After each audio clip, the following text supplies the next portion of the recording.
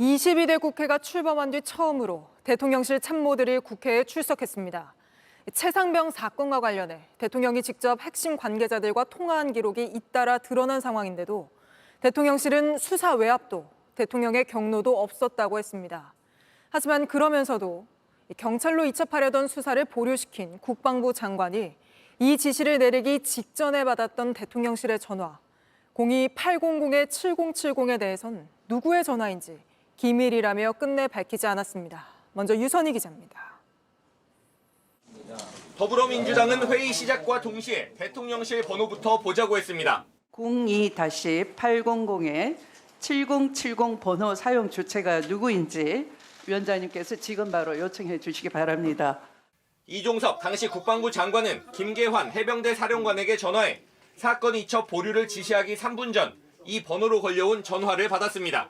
때문에 누가 어디서 이 전화를 걸었는지 밝히는 게 수사 외압 의혹 규명의 핵심으로 지목되어 왔습니다.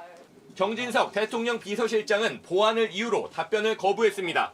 저는 대통령실의 전화번호 일체는 기밀 보안 사항이라고 생각합니다. 아마 지금 이 회의 실시간으로 북에서도 아마 시청하고 있을 겁니다. 이른바 VIP 경로에 대해선 박정훈 전 수사단장의 주장일 뿐이라고 일축하면서 전원의 전원을 통해서 들은 주장과 느낌만 있을 뿐이지 오히려 박 전 단장의 항명이 문제라고 공세를 폈습니다. 장관의 정당한 명령 지시를 이행하지 않음으로 해서 그것 때문에 기소되지 않았습니까? 이것은 항명 사건은 명확하게 지금 실체와 증거가 나와 있는 것이죠. 당시 오갔던 수많은 통화가 안보 관련 소통이었다고 설명하던 정 비서실장은 이시원 당시 공직기강 비서관의 통화엔 말을 아꼈습니다. 언제부터 공직기강 비서관실이 국가안보 업무를 담당을 했습니까? 공직기강 비서관이 그 법무관리관하고 통화를 해서 어떤 내용을 나눴는지는 저는 알 길이 없는데 그 유재은 법무관리관은 최상병 사건과 무관한 통화였다라고 얘기를 하고 있습니다. 저는 그 얘기를 믿을 수밖에 없지 않겠습니까? 하지만 정 비서실장이 믿는다는 유 법무관리관은 지난달 법사위 청문회에서 임기훈 국방비서관이 자신에게 전화해 경북경찰청에서 전화가 올 거라고 말했다고 증언해 대통령실 회수 개입 논란에 불을 붙인 상태입니다. JTBC 유선입니다. 최상병 순직 사건 수사 외압 의혹과 관련해 어제 국회 운영위에서 논란이 됐던 대통령실의 전화 02-800-7070. 대통령실 참모들은 누구의 전화인지 기밀이라며 끝내 밝히지 않았습니다. 이종섭 당시 국방부 장관은 김계환 해병대 사령관에게 전화해 사건 이첩 보류를 지시하기 3분 전 이 번호로 걸려온 전화를 받았습니다. 천하람 개혁신당 원내대표는 음모론이라면서도 이렇게까지 결사적으로 못 알려주겠다고 하는 걸 보면 김건희 여사나 김건희 여사의 지위를 받는 인물이 사용하는 번호는 아닌가 의구심이 든다고 주장했습니다. 유독 7070을 공개하지 못한 이유가 뭐냐? 그래서 이제 속어법으로 이제 계속 쥐어 나갔었습니다. 비서실장님께도 정진석 비서실장께도 비서실장님 번호냐? 아니다. 안보실에도 안보실 번호냐? 아니다. 그러면 저희가 궁금한 것이 이렇게 끝까지 못 알려주겠다라는 거는 한 두 가지 정도 가능성 아니냐. 첫 번째는 대통령 본인 내지는 대통령이 관장하는 부속실 같은 대통령의 수족처럼 움직이는 인물의 번호거나 여기까지는 뭐 그렇다 치는데 이거는 그냥 음모론입니다만 아니라면 혹시 김건희 여사나 김건희 여사의 지위를 받는 인물이 사용하는 번호는 아닌가. 그렇기 때문에 이렇게까지 결사적으로 절대 못 알려주겠다. 여야에서 합의하는 한 명씩만 보자 그래도 못 보여주겠다라고 하는 것 아닌가. 그런 의구심이 오히려 음모론적 의구심이 드는 그런 장면이었던 거죠. 너무 못 알려주겠다고 하니까. 천하람 원내대표는 대통령의 적절한 지위를 받는 라인이라면 대통령의 개인 전화 사용도 이렇게 많이 드러난 마당에 이렇게까지 감춰야 하나라고 덧붙였습니다. 차장님이 배석했던 그 자리에 회의가 끝나고 나서 11시 54분에 800-7070으로 전화가 가고 그 다음에 국방부 장관부터 시작해서 쭉 일사천리로 일처리가 됩니다. 왜 그랬을까요? 그것도 제가 잘 모르는 내용이고 어쨌든 그날 점심 합리적으로 이전에 우리 회의가 생각해 끝났을 봅시다. 것인데 합리적으로 생각을 해보면 네네. 회의가 끝난 바로 직후 시간대에 대통령실로부터 걸려온 국방부 장관에게의 그 전화로 인해서 모든 것들이 일사천리로 진행이 됩니다. 이상하지 않습니까? 누가 어떻게 누구에게 전화를 했는지는 제가 모르는 얘기지만 대통령의 입장에서는 궁금한 게 생기면은 어떤 실무자에게건 수시로 전화를 하시는데 그 전에 이루어진 안보실 보고에서 이 사건이 보고되지는 않았습니다. 대통령이 수시로 누군가에게 전화는 하신다. 그러면 대통령께서 전화하셨을 수도 있겠네요. 평소에 일하는 방식이 궁금하면 물어보시는데요. 그날 일과 이 사건이 서로 연관된다고는 제 지식에는 지금 연관이 되질 않습니다. 그날은 무척이나 중요한 날이었습니다. 그리고 7월 31일에 그 회의 이후에 800에 7070 전화 이후에 국방부 장관이 움직였습니다. 누가 전화했길래 국방부 장관이 움직였을까요? 그거는 제가 판단할 사항은 아닌 것 같습니다. 들어가십시오. 네. 안보실장님 계시죠? 800에 7070이 안보실장 번호라는데 맞습니까? 제 번호 아닙니다. 아닙니까? 예. 그러면 안보실 보좌관실 혹시 번호입니까? 아니요, 제가 알기로는 저희는 4자로 시작하는데요. 그렇습니까? 그러면 비서실장님께 여쭐까요? 비서실장님 800에 7070 번호이십니까? 처음 듣습니다. 처음 듣습니까? 예.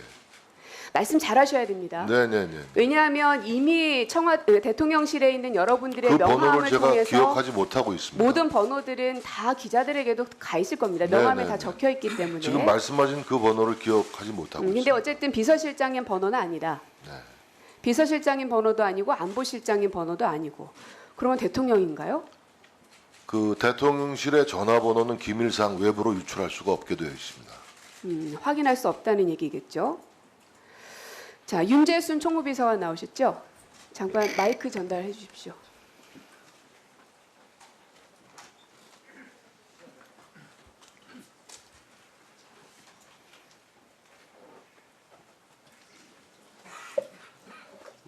총무비서관은 대통령실에 있는 모든 이 내부 업무들, 그야말로 살림살이 이런 걸 총무에서 다 하시죠? 예. 네. 전화번호가 이 800에 7070이 도대체 누가 전화했냐, 그리고 어느 방에서 쓴 전화이냐. 저는 사실 안보실장 라인을 좀 의심을 해봤는데 4자로 시작한다고 말씀을 확인을 해주셔서 결국 안보실은 아닌 겁니다. 그리고 비서실장 방도 아닌 겁니다. 그럼 지금 큰 덩어리 2개가 제외가 됐습니다. 그럼 대통령실 집무실인가라는 이제 의심을 갖고 있는 겁니다. 지금 대통령실에서 쓰고 있는 여러 회선들이 있죠? 예. 네. 회선 관리 어떻게 하시죠? KT에서 직접 합니까? 그거는 국가안보와 무슨 대통령실의 국가안보입니까? 보안 관리에 관한 사항이기 때문에 그거는 말씀드릴 수가 없습니다. 이 회선 관리는요. 대통령실과 같은 중요 기관은 물론이려니와 일반 회사들도 KT에서 직접 하지 않고 이 사설교환기라는 걸 설치해서 거기서 일괄적으로 합니다. 맞습니까?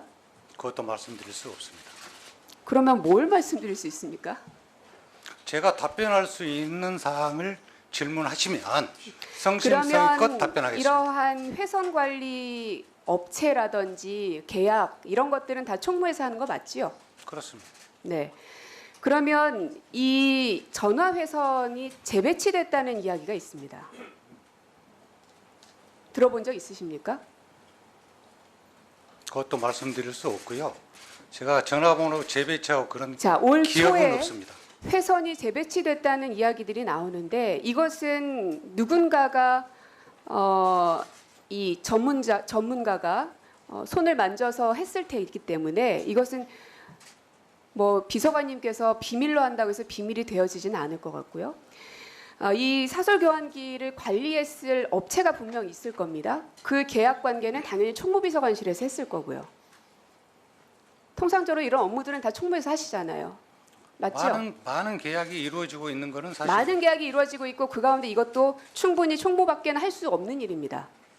그러면 이 회선이 재배치가 됐는지, 만약에 재배치한 게 확인이 되면 이거 증거인멸입니다. 동의할 수 없습니다. 아, 회선 재배치가 확인이 됐음에도 불구하고 그것은 증거인멸에 해당되지 않는다. 우리가 보통 쓰던 핸드폰을 중요한 시기에 교체를 할 경우에 증거인멸. 자, 마무리해 주시기 바랍니다. 고민정 의원님.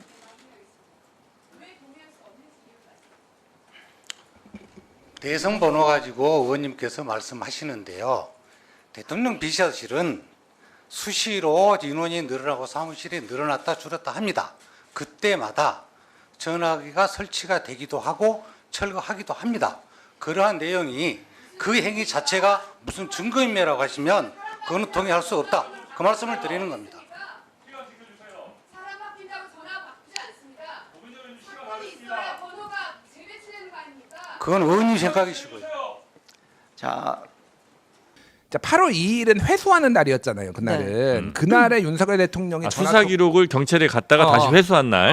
네. 이제 군 검찰단 수사단에서 이제 회수한 날이었는데 그날 이제 윤석열 대통령이 12시쯤에 우즈베키스탄에 가 있는 이종섭하고 3번을 했잖아요.